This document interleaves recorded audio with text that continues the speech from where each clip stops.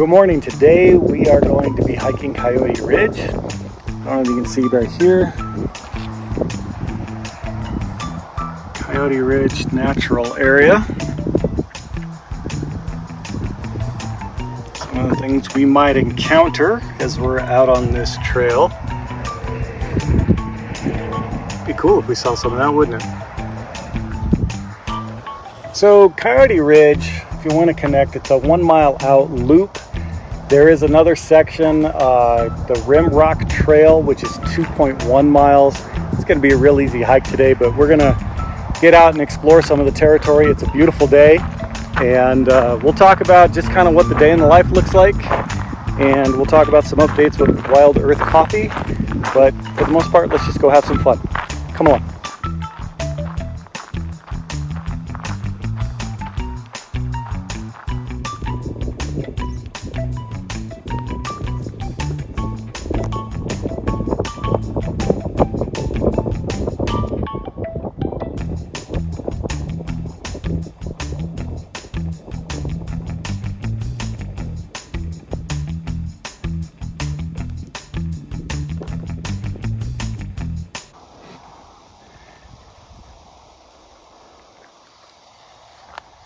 So we're headed up and over that foothill.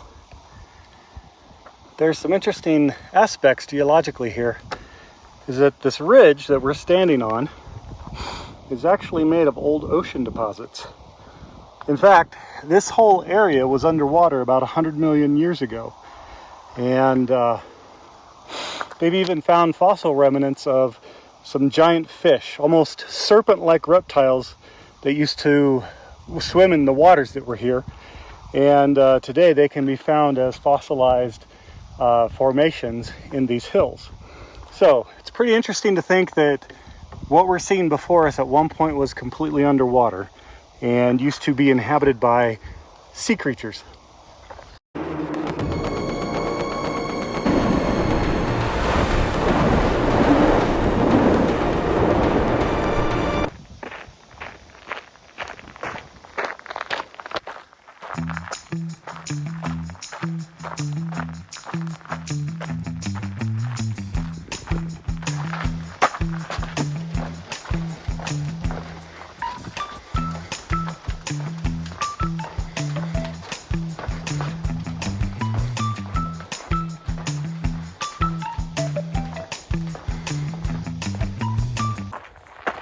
All right, well, I used that little cabin break to get rid of the base layers. We're in Fort Collins, Colorado right now, and we're approaching 65 degrees on February 5th.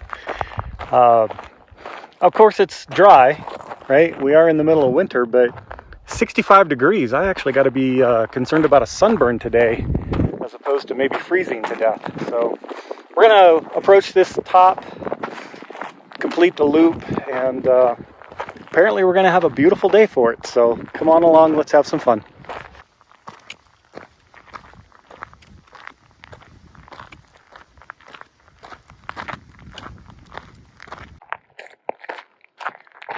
So as some of you might know, following Wild Earth Coffee and other updates, we have relocated to Fort Collins, Colorado for another year. We'll see as the adventures start kicking off how much time we actually spend here, but currently this is where we're based out of. And one of the things that I enjoy is Colorado has done a great job of creating experiences for people to get out and hike on these trails. All this land that you see could have been developed. And there are several places where you can see homes right up against these foothills. But Colorado's done a good job, and Fort Collins particularly has done a good job of preserving these open spaces, making them accessible for people to come out and hike and really get to adventure and see what's going on in their neighborhoods. So, I don't know if you can see it. Look, I'm going to try and get them on camera. We'll flip them around. See them right there? Right there. We got a couple of, is that mule deer? I'll turn the cameras off, flip it around, and maybe zoom in on them so we can see them better. But that's pretty cool. So Let's see what we can do.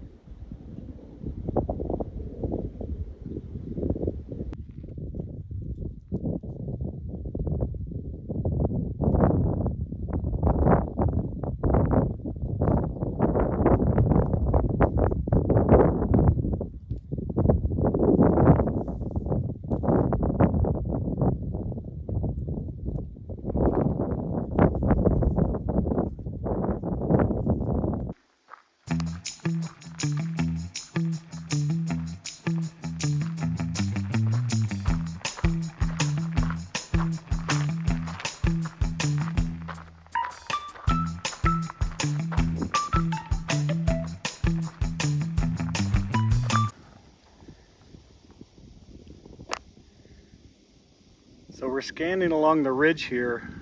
There was a little sign down trail that said this is mountain lion country, and that's no surprise, but it said the mountain lions are right here at home in these rocky hillsides, and during the day they hide in the shrubs and along the rocky ridges in between the rocks, and then at nightfall they head out and hunt for their favorite food, which is usually deer. And but it's just a nice reminder to stay vigilant and keep your eyes open. Just a few weeks back, Colorado did experience a mountain lion attack, so it's always good to be aware.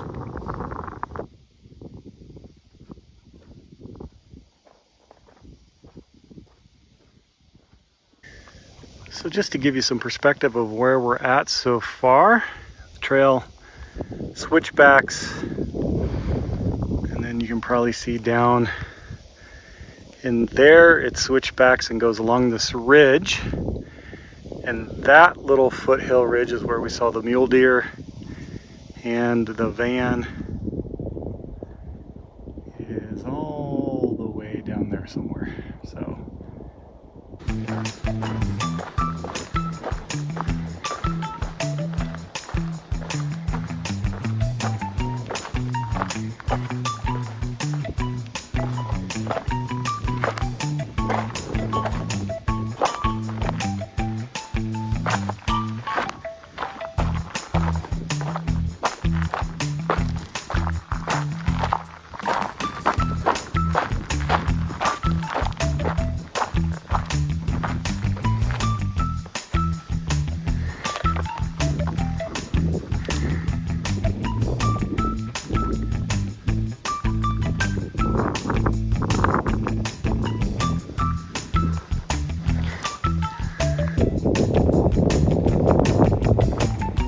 well, it's such a beautiful day. We're going to continue on.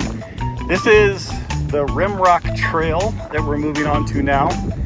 And this will also connect you, you can see way off in the horizon there. It'll connect you to the Blue Sky Trail. And the Blue Sky Trail takes you to Loveland on your way up into Estes Park to an area called the Devil's Backbone. We've hiked that one before, and we should go do that one again too. It's a lot of fun. Actually, what I want to do is I want to start here and work my way all the way to the Devil's Backbone, and then turn around and come back. I think that's about a 15 mile journey, and we're going to put that one on the docket here real soon and just knock that out because that'd be fun. Right down this ridge line.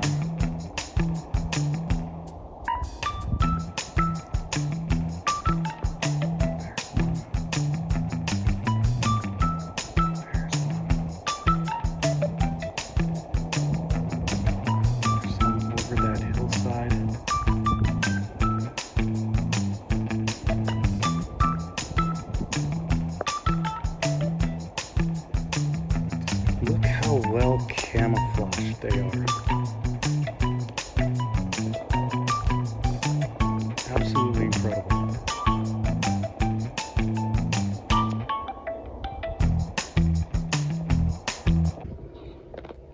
So I was thinking about that warning sign about the mountain lions, and it reminded me of a time when we were out hiking, and it was a week-long hike. But it's about the second night. We're in camp, just finished dinner. It's dark out, so we all go to our tents, fall asleep. And at some point, something big goes through our camp. In the area that we're camping, it has bison, it's got bears, moose, mountain lions. It's got big animals. And whatever it was big. It woke the three of us up. We could hear it. And we all kind of grabbed for our lights, but honestly, it just moved through so quick that even by the time we got our lights out, whatever it was gone. Hey, everybody all right? You hear that? Yeah, that. And we go back to bed. I don't know if it was 20 minutes later. I don't know if it was 2 hours, 4 hours later, but at some point I wake up because I hear something outside of my tent. And so I sit up and I'm listening, and whatever it is outside my tent. And I start to make a little bit of noise, and I'm getting ready to kind of let people know, like, hey, there's something here. And as I make a little noise, this guttural, deep sound comes from the opposite side of my tent. It's not a growl. It's inside the guts of something, and it's coming out. And I'll be honest with you, my first thought was a mountain lion. And I get ready to say, like, hey, there's a mountain, guys, whatever I needed to say. And I could tell it just walked on. It just left. And so I have no idea what it was, but I sat there for a minute, and then I laid back down and waited. Nothing happened. Eventually I fell back asleep. When I woke up the next day, we definitely talked about the big animal that went through. I didn't say anything about the secondary encounter until a little later, but it all worked out. And, you know, I second guessed myself. Should I have said something? Should I have made more noise? It's easy to do that all the time. But now everything worked out. It's fun. It's a fun, spooky little story, wondering what the heck it was. But you definitely want to be aware. And it's always good to be vigilant. So anyway, I just thought I'd share that story with y'all. Let's go back to hiking.